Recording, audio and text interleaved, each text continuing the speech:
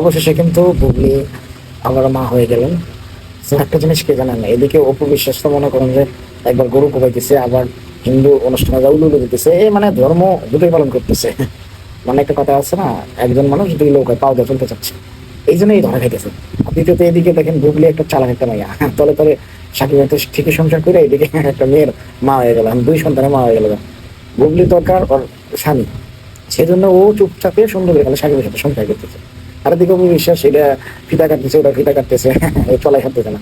মানে এর দোষে এই আজকে গার মারা খাইলো। বুঝতে পেরেছেন? তো এখন আমার বিষয়ে অনেকে অনেক কিছু বলতে পারেন, বা তারা সাপোর্টার সাপোর্টার চাইলে অনেক কথাবার্তা বলতে পারে। লিগাল যেটা আমি সেটা বললাম আর কি।